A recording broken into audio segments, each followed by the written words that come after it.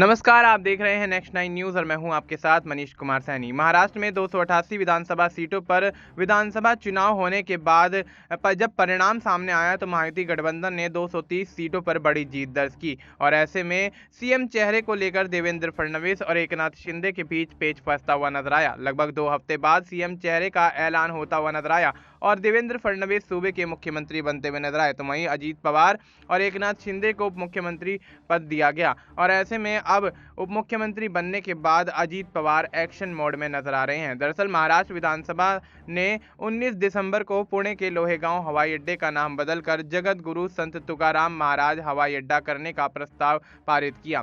इस प्रस्ताव को अब आवश्यक कार्रवाई और हवाई अड्डे का नाम बदलने के लिए केंद्र सरकार को भेजा जाएगा। यह प्रस्ताव महाराष्ट्र विधानसभा के नियम 110 के तहत उप मुख्यमंत्री अजीत पवार की ओर से प्रस्तावित किया गया था और इसे विधानसभा की तरफ से पारित किया गया है।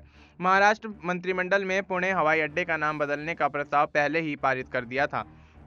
ऐसे में अब आपको बता दें कि जगत गुरु संत तुकाराम महाराज का जन्म लोहेगांव में हुआ था, जहां पुणे इंटरनेशनल एयरपोर्ट स्थित है। तुकाराम महाराज ने अपना बचपन भी लोहेगांव में बिताया था। तुकाराम महाराज ने अपना बचपन भी लोहेगांव में बिताया था और उसके बाद तुकाराम महाराज का एक गहरा संबंध इस गांव से माना जाता है और ऐसे में एयरपोर्ट का नाम संत तुकाराम महाराज के नाम के प्रस्ताव को केंद्र सरकार की इस तरह से मंजूरी देती हुई नजर आती है, क्योंकि अजीत पवार ने उप मुख्यमंत्री के तौर पर अपनी जिम्मेदारी तो निभा दी है। अब देखना यही होगा कि केंद्र के पास ये प्रस्ताव जाता है तो इस पर कब तक निर्णय लिया जाता है, क्योंकि देखा जा रहा है महाराष्ट्र के अंदर महायुति गठबंधन के बीच सियासी खींचतान देखा जा रहा है। कहीं ना कहीं देखा जाए तो महाराष्ट्र में जब से महायुति की सरकार बनी है तो भारतीय जनता पार्टी और शिवसेना के बीच सहमति नहीं बन पा रही है, तो वहीं अजीत पवार भी अब पदों के बंटवारे, विभागों के बंटवारे को लेकर कहीं ना कहीं पेच फंसाते हुए नजर आ रहे हैं। अब देखना यही होगा कि क्या केंद्र सरकार द्वारा अजीत पवार